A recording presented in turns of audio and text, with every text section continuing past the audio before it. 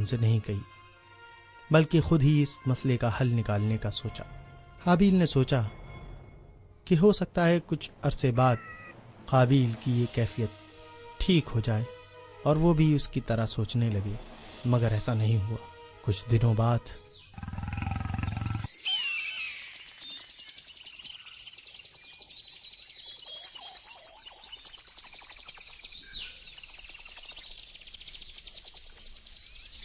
کیا تمہیں یہ آواز سنائی دی؟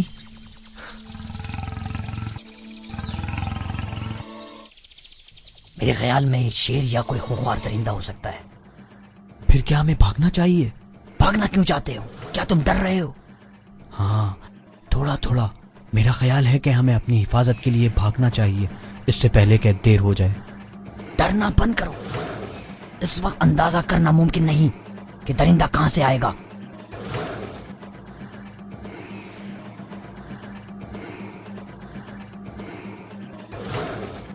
ہمیں فوراً کسی اونچی جگہ پر چلے جانا چاہیے۔ چپ ہو جاؤ اور مجھے دیکھنے دو، آواز کہاں سے آ رہی ہے؟ اوہ، یہ تو چیتا ہے۔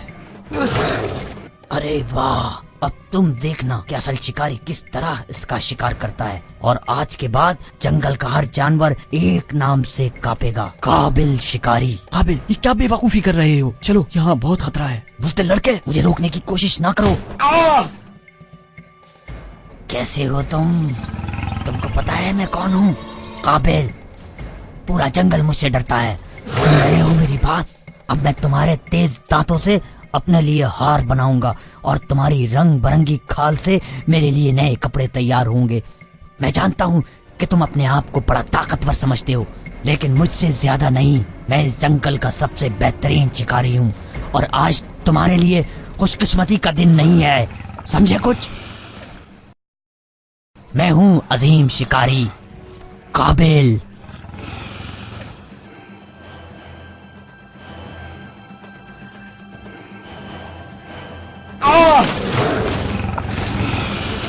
قابل، میری مدد کرو، میں مرنا نہیں چاہتا۔ میری مدد کرو، پیچھے ہٹو، پیچھے ہٹو۔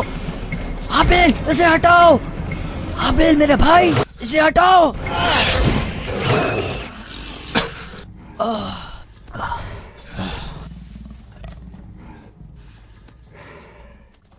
قابل، میں تمہارا یہ قرض یقیناً اتار دوں گا، اور زندگی میں ضرور ایک اچھا شکاری کہلاؤں گا، لیکن وعدہ کرو کہ تم اس بارے میں ابو کو کچھ نہیں بتاؤ گے، وعدہ؟ ہاں، بالکل۔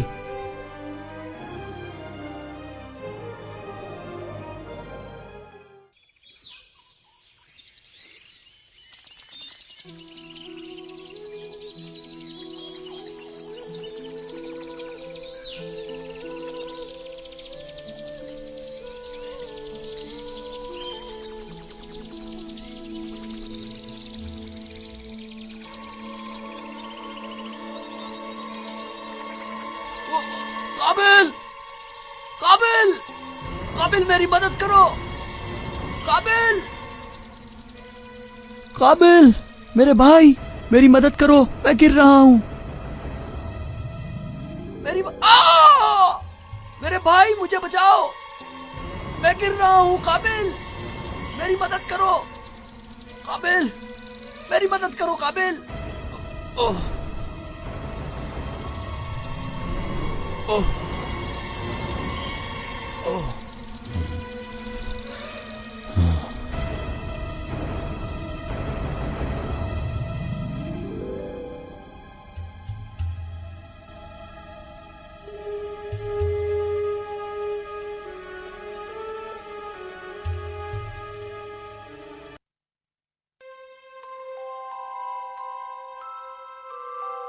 قابل، تم نے میری مدد کیوں نہیں کی؟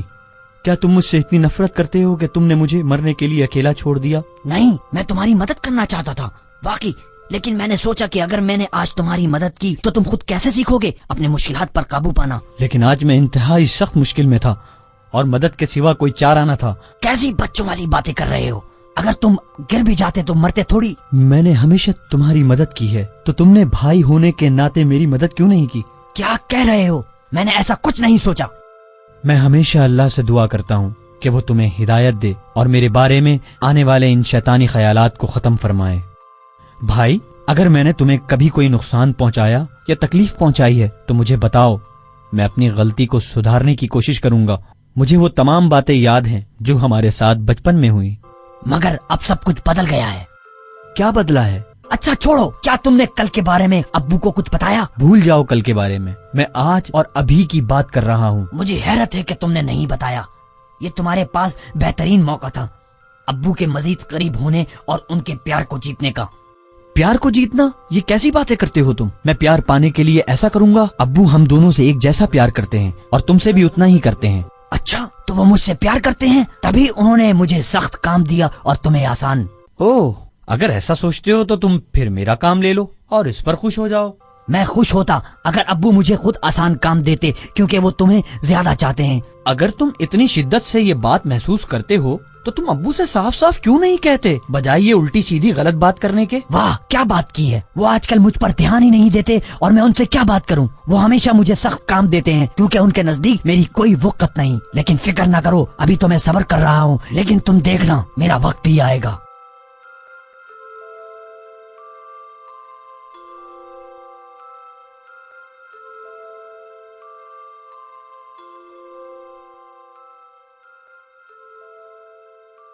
حابیل بہت فکر مند تھا کہ اپنے اس رویے سے قابیل کچھ نہیں پا سکے گا سوائے اس کے کہ برباد ہو جائے۔ حابیل کو اب نیند میں بھی خوفناک خواب نظر آنے لگے۔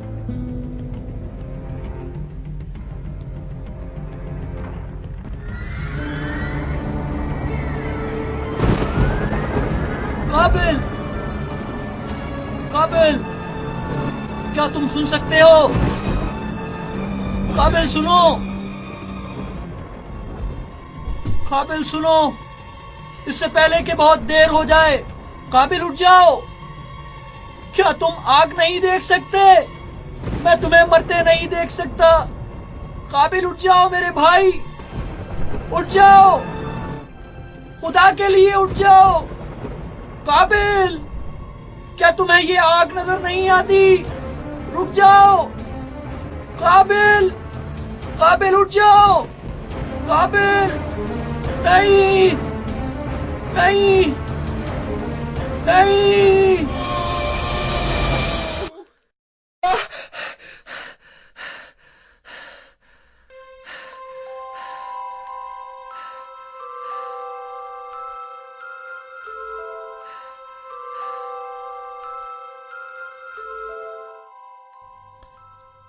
آج کے اس تاریخی دن اس کرۂ ارضی پر دنیا کا پہلا جرم سرزد ہونے جا رہا ہے، ایک بے گناہ کا قتل۔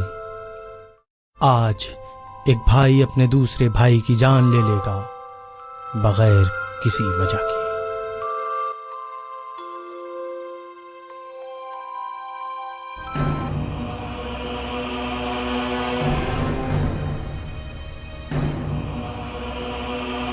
میرے بھائی، شیطان تم کو ورغلا رہا ہے۔ مجھے مت ڈراؤ، میں تمہیں مارنا چاہتا ہوں اس سے پہلے کہ ابو مجھ سے نفرت کریں۔ یہ بات صحیح نہیں ہے۔ تم جانتے ہو ابو اور امی دونوں نے ہمیشہ تم سے اچھا رویہ رکھا، مگر تم ہمیشہ ایسا رویہ رکھتے ہو جیسا میں تم سے علیحدہ ہوں۔ اس لیے ہمیشہ تم میرے سامنے اچھا بنتے رہے ہو۔ جب مجھے کسی نے دیکھا نہیں تو میری نظر کیوں قبول نہیں ہوئی؟ کیا کہہ رہے ہو؟ میں نے دیکھا تھا تم نے سارے سڑے ہوئے پھل رکھے تھے۔ اللہ ہمیشہ ان کی سنتا مجھے ہے اس کی جو ضرورت ایماندار نہیں۔ ہوں۔ تم مجھے اس کے لیے بالکل ذمہ بھی دار نہیں۔ نہیں ٹھہرا سکتے ہو۔ میں تم سے نفرت کرتا ہوں۔ تم ہو میری بے سکونی کی وجہ۔ تم مجھ سے نفرت نہیں کر سکتے، تم اپنے آپ سے نفرت کرتے ہو۔ تم وہی ہو جس نے میرا خاندان مجھ سے چھین لیا۔ میں اب تمہارے مرنے پر ہی خوش رہوں گا اور سکون پاؤں گا۔ اگر تم مجھے مارنا چاہتے ہو تو آگے بڑھو، مگر میں تم سے لڑائی نہیں کروں گا۔ تم میرے بھائی نہیں ہو، تم دنیا میں میرے سب سے بڑے دشمن ہو۔ اگر میں نے گناہ کیا ہے تو مجھے اس کی سزا ملے گی، اور اگر تم نے مجھے مارا تو اللہ تمہیں اس کی سزا ایک دن ضرور دے گا۔ اب میں تمہیں مار دوں گا، ہمیشہ کے لیے تمہارا منہ بند ہو جائے گا۔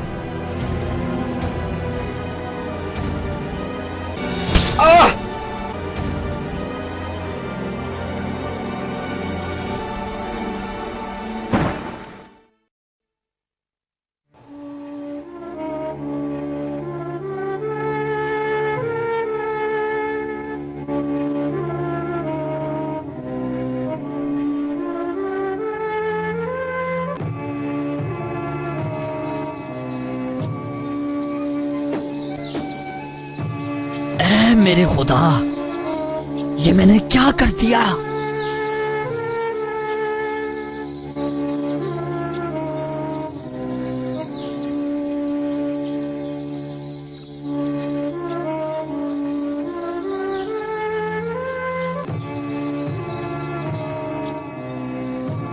قابیل کے دل میں پکنے والے حسد کی وجہ اب ہمیشہ کے لیے ختم ہو چکی تھی۔ ایسے میں قابیل نے محسوس کیا کہ اب وہ تمام دنیا کا مجرم بن گیا ہے۔ حابیل، جس نے ایک اچھی زندگی گزاری اور اپنے بھائی کے لیے ہمیشہ اچھا چاہا، وہ پہلا شخص تھا جو کہ قتل ہوا۔ اس کی موت ہوئی۔ اچھائی کی روشنی حابیل اور برائی کا اندھیرا قابیل کے سر ہوا۔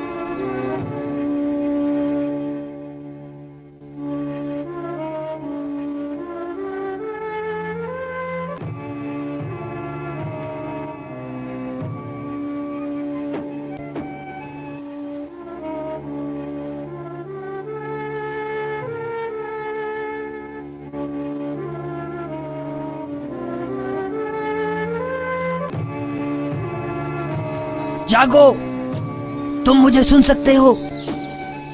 ایسا مذاق نہ کرو۔ حابیل اٹھو، جاگو۔ یہ کیا؟ میں نے اپنے بھائی کو قتل کر دیا؟ یہ کیا کیا میں نے؟ آہستہ آہستہ قابیل کو اپنے کیے کا احساس ہونا شروع ہوا، لیکن اب بہت دیر ہو چکی تھی۔ حابیل کے بارے میں اب وہ اپنے والد کو کیا جواب دے گا؟ یہ خیالات اسے پریشان اور خوفزدہ کرنے لگے۔ اب حابیل کی لاش کو ٹھکانے لگانا اس کے لیے سب سے بڑا مسئلہ بن گیا تھا۔ اس نے سوچا کہ وہ حابیل کی لاش کو جنگل میں لے جائے گا اپنے جرم کو چھپانے کے لیے، لیکن وہ اس کے لیے ممکن نہیں ہو پا رہا تھا۔ اس نے لاش کو اپنی ہمت اور طاقت کے مطابق گھسیٹا، لیکن اس کو چھپانے کا پھر بھی کوئی طریقہ اسے سجھائی نہ دیا۔ اس نے اپنے کیے پر کئی بار اپنے آپ سے سوال کیے اور ہر بار نتیجہ اپنے ہی حق میں بنایا کہ وہ صحیح تھا اور حابیل غلط تھا۔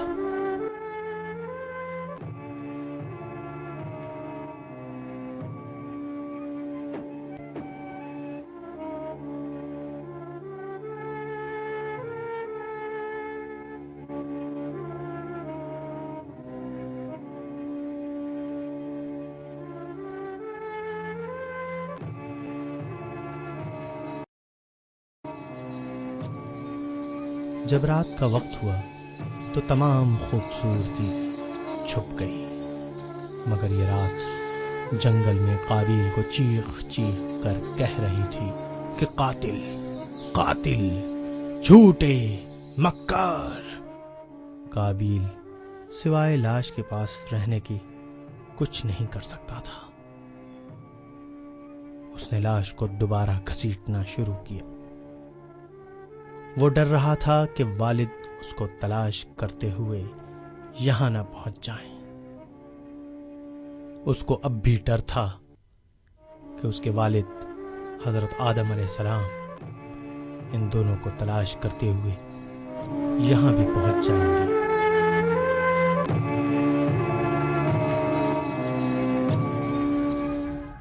اسی طرح رات گزر گئی اور نیا دن نکل آیا۔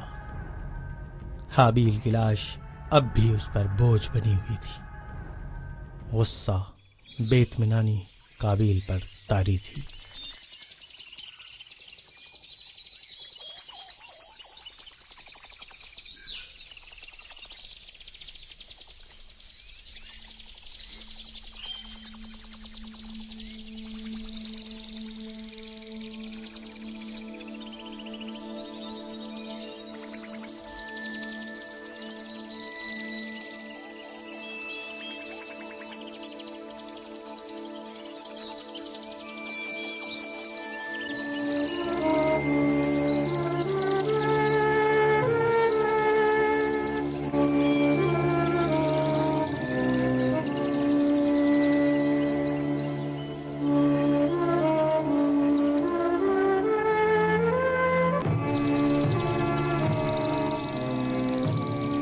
کیا اب میں اس قابل ہو گیا ہوں کہ ایک کوے سے مجھے سبق لینا ہوگا؟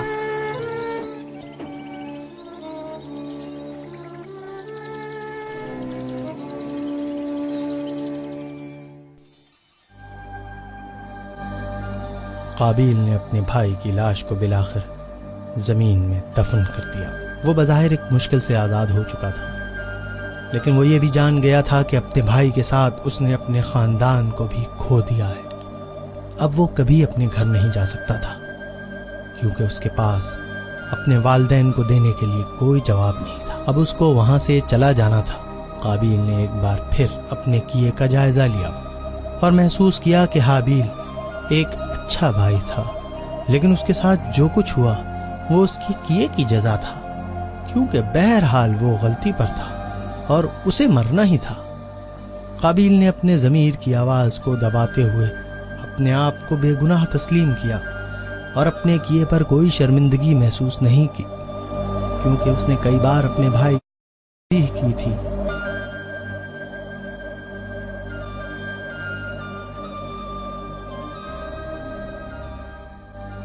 شیطان نے قابیل کے ذہن پر قابو پاتے ہوئے اسے اس کی نظر میں درست قرار دلوا کر اپنا غلام بنا لیا۔ اس کے بعد قابیل وہاں سے دور چلا گیا اور کبھی واپس اپنے والد کے پاس پلٹ کر نہیں آیا۔ قابیل دنیا کا پہلا انسان تھا جس نے کسی انسان کی جان لی، اور اس کے بعد اس دنیا میں جہاں حابیل کے پیش رو پیدا ہوئے، اسی طرح شیطان کے زیر اثر قابیل کے پیشروں نے بھی جنم لیا، جنہوں نے پوری انسانیت کو آگ اور خون میں لپیٹ لیا، خونی ہتھیار بنائے اور لاتعداد بے گناہ انسانوں کی جانیں لی، اور آج بھی لے رہے ہیں، اور سب اپنے آپ کو درست سمجھتے ہیں۔ لیکن اس کا اصل فیصلہ روز آخرت ہی ہوگا۔ پیارے بچوں، حابیل بظاہر ناکام ہوا اور قتل ہوا، لیکن حقیقی کامیابی حابیل ہی کے حصے میں آئے گی، جبکہ قابیل اپنے بھائی کو قتل کرنے کے باوجود دنیا میں بھی ناکام رہا اور آخرت میں بھی ناکامی اس کا مقدر ہوگی۔ ہمیں اب یہ فیصلہ کرنا ہے کہ ہم اپنی زندگی حابیل کے نقش قدم پہ گزاریں گے یا قابیل کے پیشرو بنیں گے۔